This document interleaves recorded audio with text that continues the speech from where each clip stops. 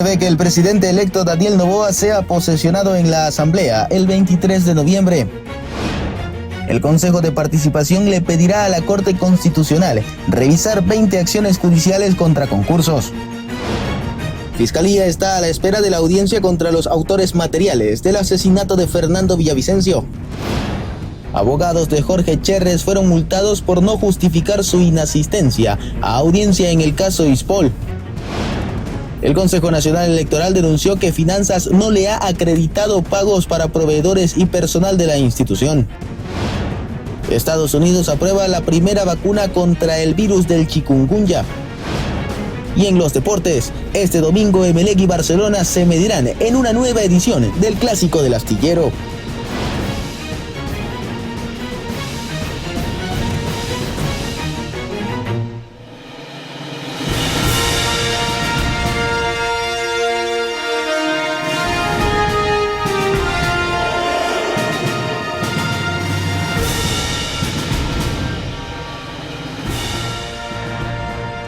¿Qué tal amigos? Bienvenidos a Noticias Soromar de las 9 de la noche. Desde varios sectores han denunciado que el Ministerio de Finanzas no ha asignado el pago de los valores adeudados. Iniciamos.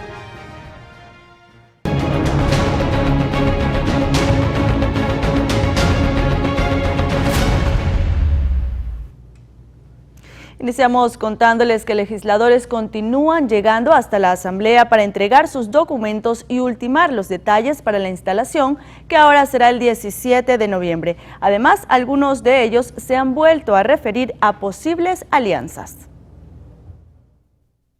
La Asamblea Nacional instalará su primera sesión antes de lo previsto, en vista de que los procesos de operatividad ya están avanzados. Muy necesario que la Asamblea entre en funcionamiento por el tema que está viviendo actualmente el país, políticamente, económicamente. Hemos analizado con cabeza fría y hemos decidido que la reunión sea el 17 de noviembre. ¿Quién tomó la decisión? Se tomó la decisión coordinado con la directora que va a ser de la sesión inaugural, con mi persona como director general de la Asamblea Nacional. Desde Revolución Ciudadana advirtieron que nada está dicho con respecto a las alianzas. En política saben ustedes que es hasta lo último que se sabe resultados. Nosotros estamos conversando por el bien mismo del pueblo y creo que es la mejor manera que se puede hacer. Esperemos que en el transcurso de las horas hasta el 17 realmente se pueda garantizar. También indicó que de cara a la instalación de la Asamblea, se verá si su partido apoyará la candidatura de Henry Kronfle. Se verá en el camino, pero como le digo, nosotros todavía no tenemos esos datos. Hay una comisión nuestra que está trabajando al respecto. Sin duda, se hará todo lo mejor para que dentro de la Asamblea se dé las garantías precisamente para el desarrollo mismo de las leyes, como también la defensa de los derechos. También hay quienes están buscando la forma de armar otro bloque con legisladores de minoría. Dos grupos allí. Está Construye, está Gente Buena y estamos los de Gente Buena que estamos armando un nuevo bloque. Un nuevo bloque que pues lo tenemos o lo estamos conformando con algunos independientes y algunos compañeros también de otras estructuras políticas. Es el Frente Ético Político que pues obviamente lo estamos conformando todavía.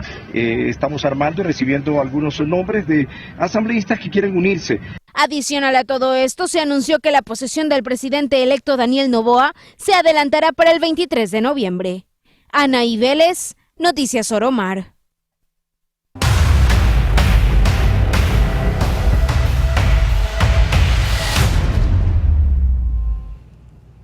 El Consejo de Participación Ciudadana le solicitará a la Corte Constitucional que revise 20 acciones judiciales contra los concursos para la designación de autoridades. El abuso de garantías jurisdiccionales que se han ejecutado en los concursos de designación de autoridades que lleva a cabo el Consejo de Participación Ciudadana y Control Social ha ocasionado que los vocales le soliciten una acción de interpretación a la Corte Constitucional. Es fundamental dar solución jurídica al uso desacerbado de las garantías constitucionales y que éstas sean realmente usadas en derecho ciudadano. Nuestra deuda con el país es dar consecución a la designación de las autoridades titulares de las entidades de control. En el informe jurídico detallaron 20 acciones jurisdiccionales que se han presentado en los concursos de méritos y oposición y la designación de autoridades, que son 7 en el concurso para la Defensoría Pública, 10 en el concurso para la Contraloría, 2 para la renovación de autoridades del Consejo Nacional Electoral y 2 en el concurso para Superintendencia de Bancos. Frente a lo expuesto, la consejera Yadira Saltos también informó la importancia de obtener un pronunciamiento de la Corte. Debe estar dirigida a la aplicación de los artículos 87 y 88 de la Constitución de la República, puesto que se trata de que se module la interpretación de las medidas cautelares y de acción de protección que se vienen presentando de manera indiscriminada. Mientras que el consejero Augusto Verduga sugirió la inclusión de una pregunta para que la Corte responda. La acción de protección y o medida cautelar son las vías idóneas para impugnar los actos administrativos expedidos por las comisiones ciudadanas de selección y por el Pleno del Consejo de Participación Ciudadana y Control Social durante el desarrollo de los concursos para la designación de autoridades que dichos órganos llevan a cabo, con fundamento en que dichos actos pueden vulnerar la seguridad jurídica, el debido proceso y el derecho de participación. Además, los miembros de dicha entidad dispusieron la elaboración de un informe jurídico sobre el presunto incumplimiento de deberes y obligaciones por parte de los miembros de la Comisión Ciudadana de Selección encargada de la renovación parcial del CNE. Anaí Vélez, Noticias Oromar. Mientras tanto, el Consejo de la Judicatura designó un comité de expertos para la fase de oposición del concurso para jueces de la Corte Nacional. Para este proceso, el plazo será de 44 días. El Pleno del Consejo de la Judicatura designó a los 36 profesionales que integrarán el comité de expertos para la fase de oposición del concurso para la selección de 7 jueces de la Corte Nacional. Este grupo estará conformado por 18 titulares y 18 suplentes, quienes elaborarán el banco de preguntas y los casos prácticos para los postulantes. En la etapa de oposición se calificará sobre 20 puntos la prueba teórica y sobre 30 puntos el examen práctico. Según el artículo 48 del instructivo del concurso, los profesionales serían docentes del Sistema Nacional de Educación Superior, exjueces de la extinta Corte Suprema de Justicia, jueces de Corte Nacional y Cortes Provinciales y profesionales de trayectoria. La etapa de oposición durará 44 días y se llevará a cabo desde el 13 de noviembre al 26 de diciembre. La audiencia pública del 28 de diciembre al 2 de enero. Ahí se abrirá la fase de impugnación ciudadana hasta el 21 de enero del próximo año. Yanis Andrade, Noticias Oromar. Y en otro tema, la inasistencia de los abogados de Jorge Cherres impide la instalación de la audiencia preparatoria de juicio en el caso Ispol. Ambos serán sancionados. La inasistencia injustificada de los abogados del procesado Jorge Cherres, empresario ubicado como uno de los principales asesores en temas de inversión del Instituto Ecuatoriano de Seguridad Social de la Policía Nacional Ispol, impidió que la mañana de este viernes 10 de noviembre se reinstale la audiencia preparatoria de juicio dentro del denominado caso Ispol, en el que se analiza el delito de presunto peculado. Ante la falta de asistencia de las defensas del implicado, la jueza ordenó que se les imponga a cada uno de ellos una multa de 2 salarios básicos unificados, es decir, $900, y se remitió un documento al Consejo de la Judicatura para que se abra un expediente administrativo disciplinario, aunque aún no se define la fecha en la que se dará continuidad a la diligencia. En la audiencia de hoy, se esperaba que se trataran acuerdos y exclusiones probatorias, pues en días pasados, las defensas de los procesados respondieron al dictamen y anunciaron elementos de prueba, que se presentarán si la jueza decide emitir un llamamiento a juicio contra todos o algunos de los acusados. Katia Mero, Noticias Oromar. En el caso Villavicencio, la Fiscalía General del Estado espera la audiencia a desarrollarse el próximo 29 de noviembre en contra de los autores materiales e investiga para llegar a los intelectuales. 3 meses han pasado desde que Fernando Villavicencio, ex candidato presidencial, fue asesinado al estilo sicariato al salir de un mitin político en Quito. Hasta el momento, se desconoce el autor intelectual del crimen. Instituciones internacionales como la Agencia de Estados Unidos para el Desarrollo Internacional USAID trabajan en su búsqueda. La jefa de esta entidad reafirmó el apoyo para que el crimen del periodista de 59 años no quede en la impunidad. En este sentido, la administración del presidente Joe Biden ofreció una recompensa de hasta $5 millones a quien ofrezca información que permita la captura del implicado. Más adelante, el monto fue subido a 1 millón, existiendo un total de 6 millones por información contundente. Al momento, se espera el 29 de noviembre para la realización de la audiencia de evaluación y preparatoria de juicio contra 6 involucrados. Los otros 7, 6 colombianos y un ecuatoriano, fueron asesinados en los centros de privación de libertad de Guayaquil y Quito, donde cumplían prisión preventiva. Katia Mero, Noticias Oromar. Hacemos un alto a la información, no sin antes recordarles que también nos pueden ver en vivo a través de www.oromartv.com. Manténgase en nuestra sintonía porque en breve regresamos.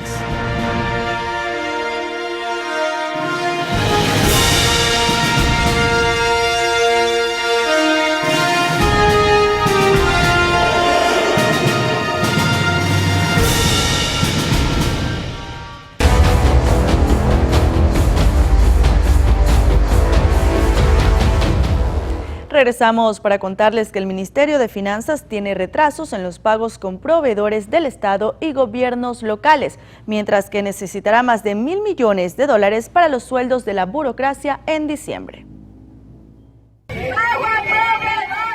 La mañana de este viernes 10 de noviembre, proveedores del Estado iniciaron una protesta en la plataforma financiera al norte de Quito, pues aseguran que por la falta de pago las empresas corren el riesgo de quebrar y por ello exigen una respuesta al Ministerio de Finanzas. Pero no son los únicos. En los últimos días, tanto prefecturas como municipios y juntas parroquiales reclamaban la transferencia de los recursos atrasados y exigían que no se recorten sus presupuestos. Y es que hasta el 31 de octubre de 2023, los pagos pendientes con el IES, proveedores y gobiernos locales sumaban $1.779 millones. Este monto es un poco mayor a los atrasos que se acumulaban hasta la misma fecha en 2022. Una de las razones sería que Finanzas tiene menos liquidez, situación derivada de una caída en los ingresos tributarios, entre otras causas porque no se pudo vender activos como el Banco del Pacífico. Además, esta cartera de Estado necesitará $1.200 millones para pagar los sueldos de la burocracia en diciembre. Este monto incluye el bono de Navidad o 13ª remuneración. Considerando que los salarios de la burocracia se cubren con ingresos tributarios, se espera que con la recaudación de diciembre, que suele ser más alta, alcance para cumplir dicha obligación. En 2022, de los $1.278 millones en ingresos por impuestos en el último mes del año, 1.216 millones fueron para el pago de salarios del sector público, es decir, el 95% de lo recaudado. En este contexto y teniendo en cuenta que entre enero y octubre de 2023, los ingresos por impuestos que percibió el presupuesto general del Estado fueron $574 millones menos que en igual periodo de 2022, existe temor de una posible falta de pago de las obligaciones del Estado. Tania Loor, Noticias Oromar.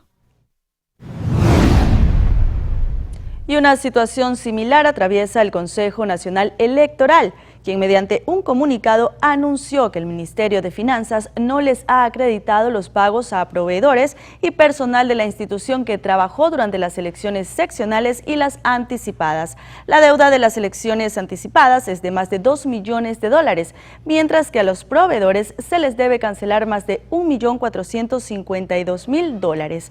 Por lo expuesto, exhortan a la cartera de Estado a realizar los pagos correspondientes.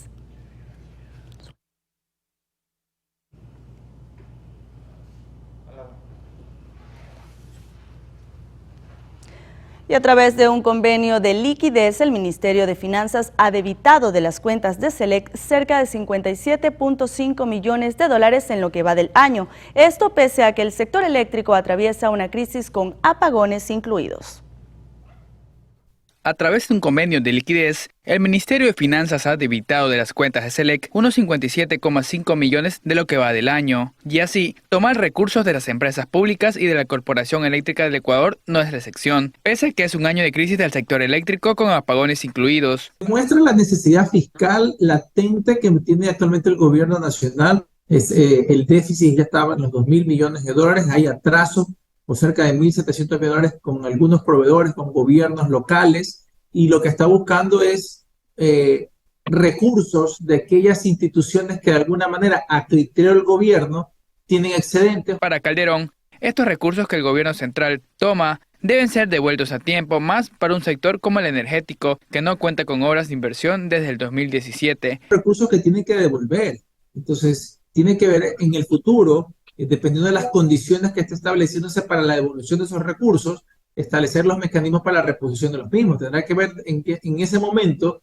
en 1, 2, 3, 6 meses o el tiempo que fuera pertinente, de dónde va a sacar ingresos para cubrir ese cruce de cuentas que está haciendo con TAME, que está haciendo con SELEC y con cualquier otra institución pública o empresa pública que está a lo mejor sucediendo. Están entredichos si es que se logrará o no pagar 13º en las empresas en el sector público. Tenemos un déficit del presupuesto general del Estado que el próximo año 2024 podría bordear entre 8.000 y 10.000 millones de dólares aproximadamente. Entonces, lo que está haciendo el gobierno saliente en este momento es, como comúnmente, popularmente se lo dice, raspar la olla, o sea, viendo de dónde se pueden sacar recursos para ir tapando los huecos, pero aún así son recursos marginales que no logran aliviar las grandes necesidades del Estado. Pero Albuja, al igual que Calderón, cree que estas maniobras para llenar estos huecos y obligaciones dan una mala imagen del manejo de las finanzas públicas del gobierno saliente de Guillermo Lasso. La gestión, y que ahora el gobierno entrante tendrá que tomar decisiones que son estructurales, y la parte económica no está divorciada de la parte política y social. La baja inversión, tanto en la generación termoeléctrica como hidroeléctrica, es uno de los principales factores que llevaron al país a vivir una de las grandes crisis de electricidad y apagones programados de este octubre de 2023. La audiencia para resolver la acción de protección con medida cautelar por la pugna del Puerto Internacional de Manta estaba prevista para la mañana de este 10 de noviembre. Sin embargo, no se instaló. Esto debido a que el abogado de la compañía chilena Agunza remitió un certificado médico argumentando estar indispuesto de salud, lo que impidió su comparecencia. La nueva fecha quedó para el 24 de noviembre de 2023 a las 10:30 de la mañana en la Unidad Judicial Penal Norte de la Vía Daule, provincia del Guayas. Recordemos que el mecanismo fue interpuesto por la compañía Agunza, operador del terminal portuario de Manta, luego de que Autoridad Portuaria denunciara presuntas irregularidades en el contrato de delegación del puerto.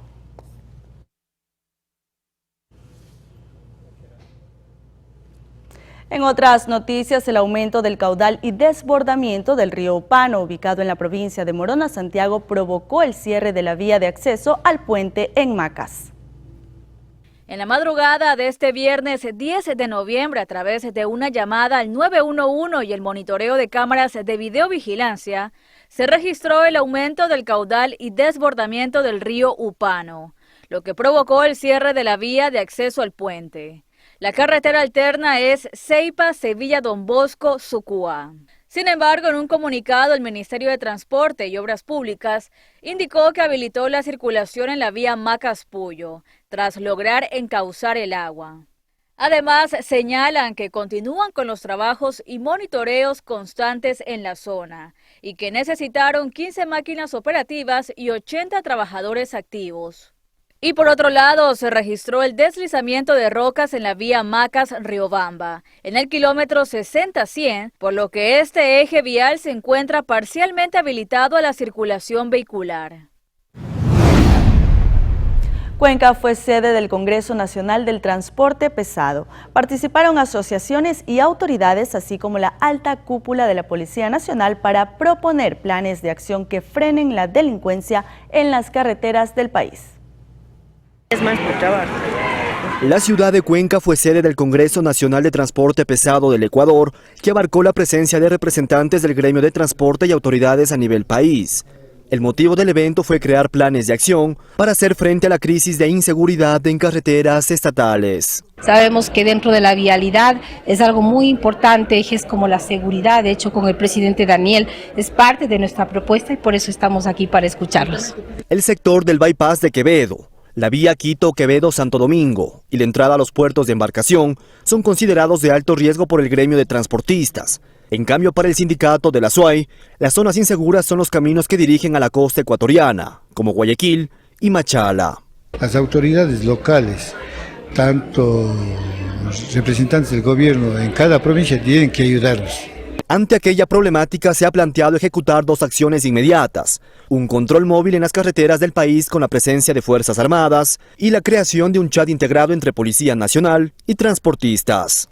Pero además, nosotros planteamos 3 pilares más en seguridad. La necesidad de construir playas de estacionamiento a lo largo y a lo ancho del Ecuador para que los conductores privados y públicos puedan descansar cuando viajan a nivel interprovincial. Utilizar la tecnología integrando los GPS de los transportistas a una plataforma segura, al ECU 911, y esto apoyado con inteligencia artificial, con drones, con cámaras. El sector de transporte de carga pesada representa un promedio anual del 7% del Producto Interno Bruto, del cual alrededor del 50% refleja el sector de carga pesada.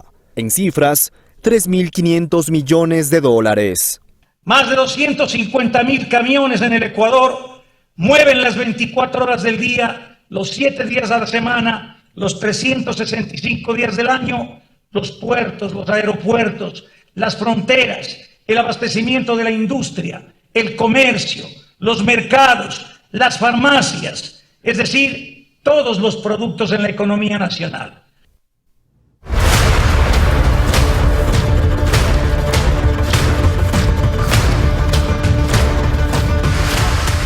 En redes sociales se ha viralizado un lamentable hecho, y es que un hombre falleció en el IES de Babahoyo, provincia de Los Ríos, tras no recibir atención médica. El ciudadano habría esperado por atención durante al menos 3 horas. En relación al tema, el IES emitió un comunicado en el que informó que al paciente se le realizó una primera valoración en emergencia. Le tomaron los signos vitales, los cuales fueron estables, y se le catalogó como una urgencia menor. Sin embargo, al momento de ser llamado para recibir la atención médica, sufrió un desmayo. Fue ingresado a emergencia y tras estabilizarlo clínicamente, murió súbitamente por un paro cardíaco. Y mucha atención, porque el municipio de Guayaquil ha adquirido en los Estados Unidos 500 pruebas para detectar la llamada droga zombie o fentanilo, que ya empieza a causar estragos en los jóvenes de Guayaquil. La Dirección de Salud confirmó que llegaron las pruebas para determinar de manera científica la presencia del fentanilo entre los pacientes que sufren de adicciones. Aunque el uso de los test es sencillo, su aplicación se realizará por personal médico y se requiere entre 15 a 20 segundos. El área de emergencia del Hospital Bicentenario está lista para atender a pacientes en crisis. Pueden detectar fentanilo hasta 5 o 6 días del último consumo. En 2 minutos hasta de 15 a 20 segundos tiene que estar la prueba en sumergida en orina, ¿ya? Y de 2 a 5 minutos tenemos el resultado. Si son 2 rayitas, es negativa la prueba. Esta prueba ya fue hecha, fue un test que hicimos en estos días de prueba. Si solo sale la C, es una prueba positiva. Si no sale ninguna de las 2 rayas, es una prueba negativa o nula, pero debe aparecer la C, una rayita en la C, para demostrar que es positiva. Estas pruebas costaron $996, las 500. Nosotros como municipio, lo que más estamos, nuestro norte es la prevención para la ciudadanía, y no quiere decir que esta prevención tengamos que hacer grandes gastos. Hay que hacer el gasto que sea necesario para poder cubrir las necesidades de nuestros ciudadanos. El cáncer de mama es una de las principales causas de muerte, y las proyecciones del Observatorio Mundial del Cáncer no son alentadoras. Por ello es importante conocer los factores de riesgo, síntomas y tratamientos. El cáncer de mama es el tipo de cáncer más común en Ecuador. Según la Organización Mundial de la Salud, en el país se diagnosticaron 3.563 casos de mujeres con cáncer de mama durante el año 2020 y este año se estima que la cifra oscilará entre 3.800 y 4.000 casos detectados. El 12% de estos estarán en etapa terminal. Es una problemática frecuente en Ecuador, es el tipo de cáncer más diagnosticado en las mujeres y el que causa mayor mortalidad, de tal forma que todos los días se diagnostican 10 casos nuevos de cáncer de mama a nivel nacional, de los cuales 3 de estas mujeres fallecen a diario. Y el problema fundamental es de que el 70% de las mujeres, es decir, 7 de cada 10, se diagnostican en estadios avanzados. Solamente hay un 30% de mujeres actualmente diagnosticadas que tienen una lesión temprana y potencialmente curable. La detección temprana del cáncer de mama y su tratamiento pueden salvar la vida de miles de mujeres, aseguran los expertos. Es importante tener en cuenta que esta enfermedad no discrimina edad, pues diversos factores pueden desencadenar esta patología. El cáncer de mama, de manera histórica, la tasa de diagnóstico mayormente se ubicaba entre los 60 o 70 años, pero sin embargo en la última década esa media de edad ha ido disminuyendo y actualmente está alrededor de entre los 50 a 60 años. Esto se debe a múltiples factores, ¿no?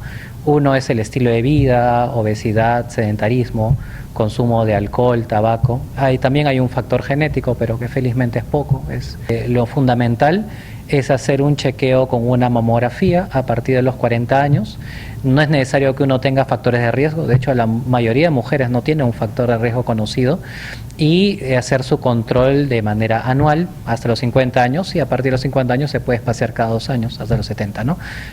Y en las mujeres que tienen un diagnóstico temprano, la tasa de cura es alrededor del 90%, ¿no? Los tratamientos para controlar los síntomas y los efectos secundarios son muy variados. Tenemos la variedad hormonal, donde el pico fundamental es lo que llamamos la hormonoterapia, que se da sobre todo en mujeres posmenopáusicas ya mayores, que es tomar pastillas para inhibir la secreción de estrógenos y progesterona por el cuerpo.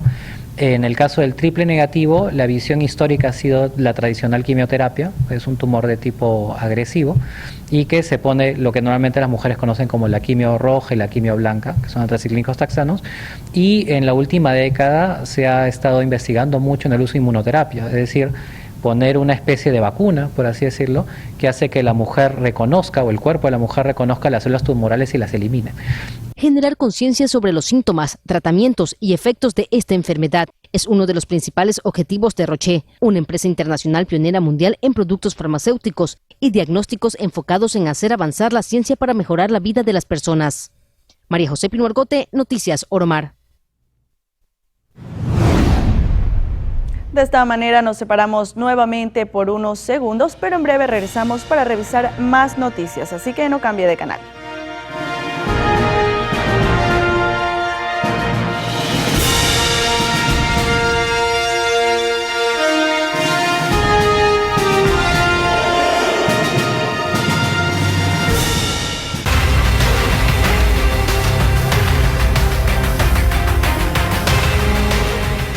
(21:36). Un conocido restaurante del centro de Guayaquil fue atacado por presuntos extorsionadores, quienes colocaron un explosivo que estalló en horas de la madrugada.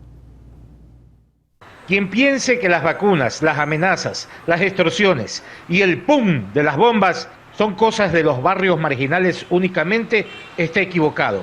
Hoy, en pleno centro de Guayaquil, un concurrido local de venta de encebollados fue atacado por vacunadores. Así es que dice que sí hubo golpe de 2 de la mañana, vecinos que viven aquí.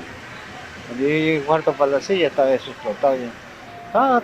Están asustados prácticamente porque esto nunca se había visto estas cosas aquí. Los dueños no se han manifestado hasta la vez, no han venido tampoco porque golpe de 8 ya saben estar ya atendiendo al público. Yo llamé al 911, como he dicho a todos los canales, y vinieron los policías. Y ya ahí se quedó de nuevo, pero esto ha sido un atentado de bomba. A las 2:30 de la mañana ha sido. El local de encebollados no es el único en el sector de las calles Chimborazo y Vaquerizo Moreno. Un juguero, que era más famoso que Papá Noel en Navidad, tuvo que cerrar su negocio para no darle gusto a los extorsionadores. Han pedido plata por aquí, sí, algunos almacenes han cerrado. Un almacén de aquí que vendía pasteles, jugo, cerró. Porque le pidieron vacuna y no quiso pagar. Al igual que en otros ataques, los daños fueron únicamente materiales. La puerta quedó perforada. De las ventanas de los edificios aledaños asomaban las cabezas de la gente con cara de ¿pasa algo? Y sí, lo que pasa es que llegaron los vacunadores al centro de la ciudad. Cristian Arias, Noticias Oromar. Un hombre fue asesinado de varios impactos de bala mientras se movilizaba en un auto en la ciudad de Portoviejo. Nuevamente la ciudadela Pompilio Galarza de Portoviejo se convirtió en escenario de una nueva muerte violenta. Esta vez la víctima fue Andrés Zambrano, quien fue sorprendido por los sicarios mientras circulaba en un vehículo por el sector antes indicado. La Policía Nacional y la Fiscalía realizaron el levantamiento del cadáver e iniciaron con las investigaciones correspondientes. Un ciudadano de 23 años había llegado a su domicilio, es abordado por un vehículo, los mismos que causan los disparos en contra de su humanidad. Al momento ya se coordinó las unidades especiales de investigación de INASED para realizar las acciones pertinentes y tratar de ubicar a los responsables. Andaba solo en el vehículo. Como Policía Nacional nosotros hemos intervenido de manera inmediata en el lugar de los hechos, hemos protegido la escena del delito, se coordinó las unidades especiales y a la espera de que podamos identificar a los causantes y ponerlos a órdenes de la autoridad competente. La policía recaba todos los indicios, lo que es criminalística, determina pues la localización de los impactos de arma de fuego y posteriormente desde este momento pues empieza ya la investigación por parte de la Policía Especializada de INASED, a efecto de encontrar pues información y conjuntamente con Fiscalía pues iniciar la investigación. En lo que va de este año en la provincia de Manabí, ya se han registrado 778 muertes violentas, de las cuales 203 han ocurrido en la capital manabita. Willy Quinde, Noticias Oromar.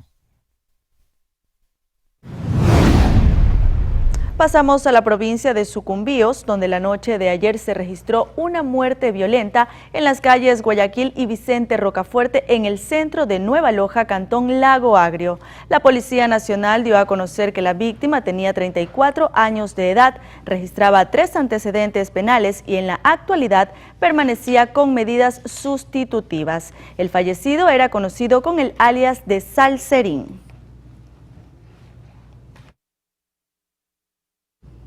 Un hombre maniatado y con signos de tortura fue encontrado junto a un canal de riego en la parroquia El Cambio, en Machala, provincia de El Oro. El cuerpo fue descubierto por obreros que llegaban a realizar sus actividades agrícolas. Según versión policial, la víctima presentaba una herida de arma de fuego en la cabeza. Además, no se encontraron indicios balísticos, por lo que se investiga si el ciudadano fue asesinado en dicho lugar.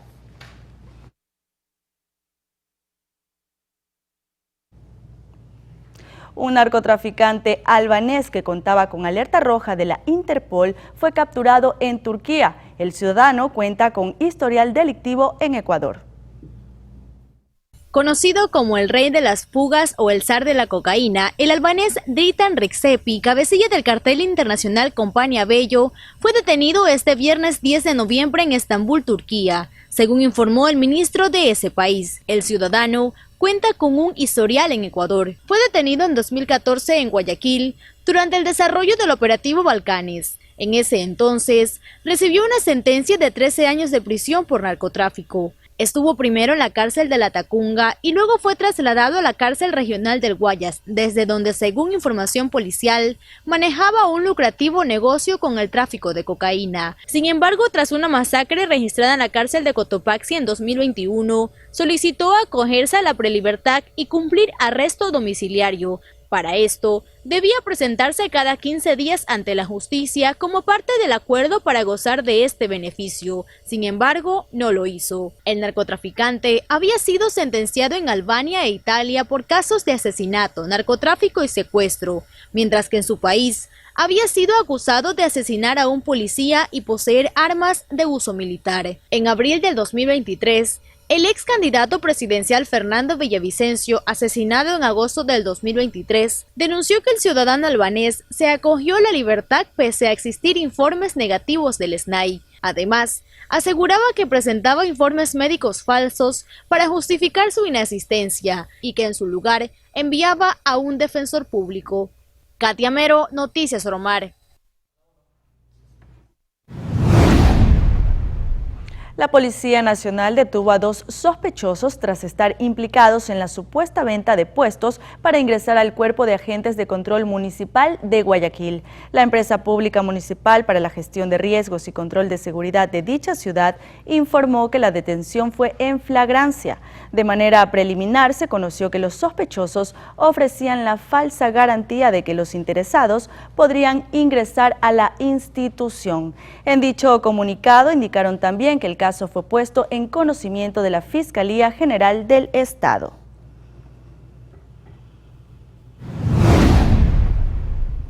Ahora les contamos que el chofer de un camión murió arrollado esta madrugada en la vía perimetral al sur de Guayaquil. Las autoridades no determinan aún cómo se suscitó la emergencia, y es que el cadáver del conductor terminó fuera del vehículo a un costado de la avenida, por lo que no se descarta que la víctima haya sido abordada por delincuentes.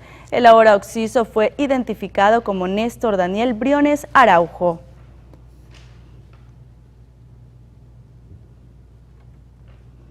Delincuentes incendiaron una discoteca en la ciudadela La Garzota, al norte de Guayaquil. Al parecer fue una advertencia por no satisfacer las exigencias de los extorsionadores.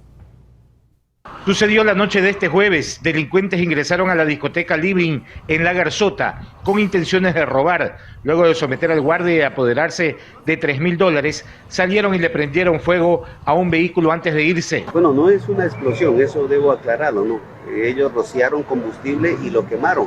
Es un elemento distractor que puede pasar para llamar la atención tanto de la policía en este caso como de la ciudadanía, y ellos poder escapar del lugar donde cometieron este hecho. Lo único que dijo que eran tres motos, y del carro que lo explotaron, ahí vinieron 3 más, creo que. Al siguiente día la huella del incendio y la explosión era sobrecogedora. Sin embargo, los dueños del establecimiento anuncian un concierto para los próximos días. Esto a pesar de que el guardia vecino dijo que en el lugar siempre hay riñas. Ya como 3 veces, 2 veces más. ¿En qué negocios? Balaceras. ¿Balaceras aquí afuera de la misma discoteca? Claro. ¿Los fines de semana sobre todo? Claro, fines de semana. Hace como 15 días hubo una pelea como con 20. Así es, desgraciadamente, pero ya es hora de poner en mano dura el gobierno ya con la delincuencia, nada de transar, nada de dialogar, nada, esa gente hay que eliminar, eliminarla ya. La policía investiga las posibles motivaciones del suceso a raíz de una serie de amenazas que fueron hechas a los propietarios del negocio. Cristian Arias, Noticias Oromar.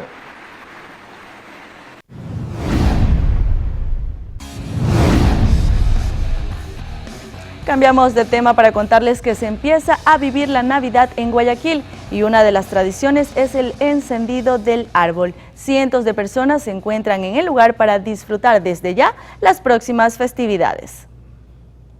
Miles de personas llegaron hasta la explanada del Policentro para contemplar el encendido del árbol de Navidad. Un espectáculo musical abrió el show para dar paso a Papá Noel y el conteo regresivo. Y decimos entonces el número... Es hermoso, yo creo que cuando la gente ve que ya ponen el primer bloque del árbol con anticipación, dicen ya, señores, empezó la Navidad, porque eso es lo que ocurre aquí en el Policentro. Me lo he disfrutado muchísimo, me encanta cada vez que me invitan, el público es hermoso, los niños súper receptivos, ya se sabe que siempre hay una preciosa fiesta aquí en el Policentro y qué bonito haberlo hecho también junto a Supan. La idea forma parte de la tradición navideña en Guayaquil. En medio de tanta inseguridad, las familias disfrutaron de un mensaje de esperanza. Sí, bueno, el Policentro y el encendido del árbol del Policentro es algo icónico y único y tradicional para los guayaquileños y ecuatorianos, diría. Así que tanto Supan, que es una marca muy tradicional de más de 70 años de historia, pues no podíamos no estar juntos con Policentro y pues sumarnos y compartir con ellos esta gran y linda iniciativa. Con la luz del árbol se da por iniciada la temporada navideña que entusiasma a chicos y grandes y que también mueve la economía del país. Cristian Arias, Noticias Oromar.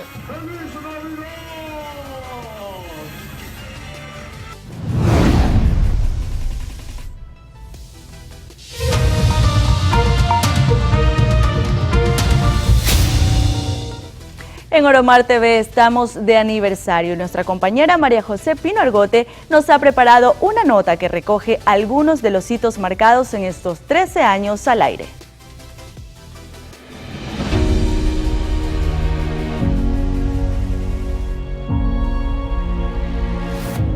Trece años llenos de aprendizajes, emociones, momentos duros, pero también de resiliencia. 13 años desde que comenzó esta gran aventura llamada Oromar TV. 13 años llenos de historias, recuerdos, personas y momentos que nos han fortalecido, como el terremoto de 2016 o la pandemia de COVID-19. Acontecimientos como estos han fortalecido el compromiso con nuestro trabajo y con nuestra audiencia. Pues estamos convencidos que esta historia merece ser contada. Oromar se ha consolidado ya en estos 13 años, desde que estamos al aire como uno de los canales relevantes, tal vez más importantes dentro de la provincia y uno de los 5 más importantes en el país a nivel nacional. Digamos, ha sido un trabajo importante a nivel de contenidos de programación, ¿no es cierto? Y estamos contentos y orgullosos del nivel de crecimiento, ¿no es cierto?, que el medio ha tenido durante estos 13 años. 13 años brindándoles un contenido auténtico y entretenido, informándoles de cada suceso y viviendo con ustedes intensas emociones. Buscamos ser siempre una alternativa dentro del contenido de entretenimiento informativo, por un lado, y por otro lado, obviamente, el contenido para nosotros siempre familiar, que pueda cuidar los valores familiares, los valores tradicionales de la familia. Buscamos siempre reunir a todos los targets de la familia ecuatoriana. Gracias por permitirnos entrar a sus hogares y dejarnos ser parte de sus vidas, aportando siempre desde la objetividad y el lado humano que nos caracteriza. El agradecimiento primero por mantenerse con nosotros, gracias a esa audiencia que se ha venido sumando año a año y que ha descubierto en el canal una fuente de entretenimiento, como he venido diciendo, sana. Y agradeciéndoles por ese respaldo, por esa fidelidad, por esa sintonía, y invitándolos a que continúen con nosotros. Y vienen muchísimas sorpresas ya en este próximo 2024. El camino por recorrer es largo, pero sabemos que con su confianza llegaremos tan lejos como nos lo hemos planteado. Y es que hace 13 años empezamos a construir esta historia y hoy podemos decir con orgullo que somos un referente de la televisión nacional. Por eso y mucho más, nos llena de alegría ser Oromar TV, informando desde Manabí para todo el Ecuador. María José Pino Argote, Noticias Oromar.